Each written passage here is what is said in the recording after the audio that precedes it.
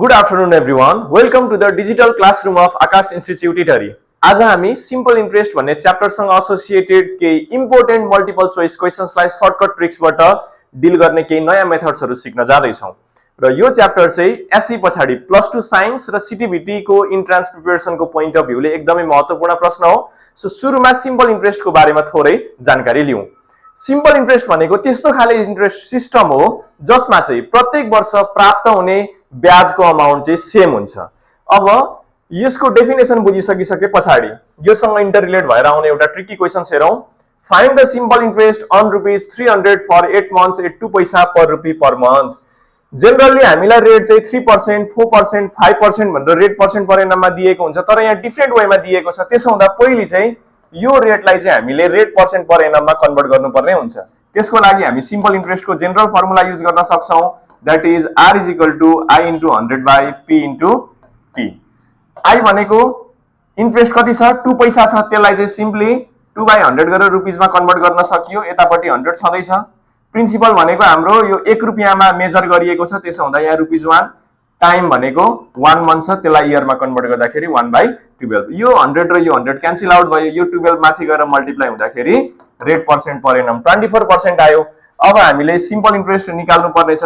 SI को लागि हाम्रो जेनरल फर्मुला छ P into T into R/100। Principal भनेको हामीले कति निकालिसकेका छौँ, सरी कति दिएको छ ₹300 गिभन छ। टाइम भनेको कति छ 8 months छ, त्यसलाई 8/12 गर्दाखेरि इयरमा कन्भर्ट भयो। आर भनेको हामीले 24% निकालिसकेका छौँ, डिभाइड बाइ 100। यो 100 र यो 100 क्यान्सल आयो, यो 0 दुईटा 0 क्यान्सल आउट।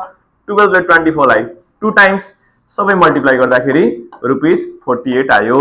यसरी ₹300 को 8 months को 2 paisa per rupee per month को रेटमा चाहिँ हामीले कति सिम्पल इन्ट्रेस्ट रिसिभ गर्ने रहेछौँ ₹48। That is option number C चाहिँ हाम्रो करेक्ट अप्सन भयो। सो नेक्स्ट क्वेशन डिल गरौँ। नेक्स्ट क्वेशनले भन्छ a sum of money at a simple interest amounts to ₹815 in 3 years and 854 in 4 years।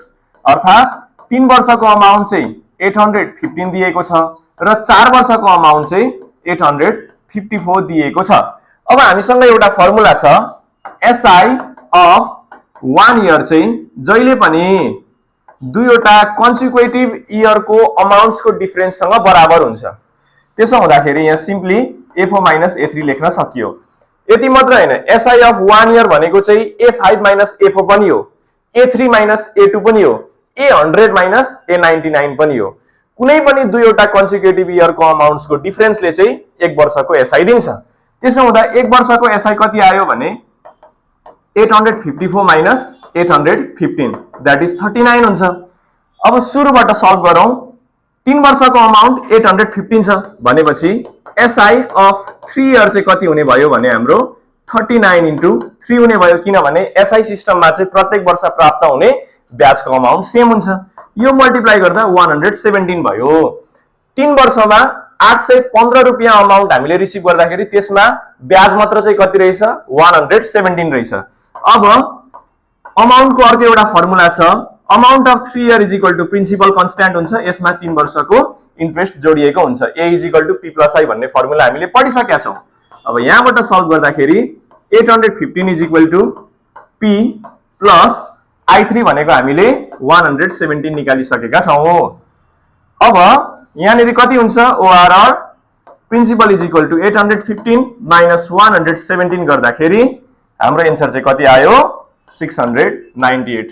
यसरी अप्सन नम्बर सी चाहिँ हाम्रो करेक्ट अप्सन भयो। In this way we can solve questions that are associated with simple interest chapter. So for more tricks visit Akash Institute Italy. Thank you.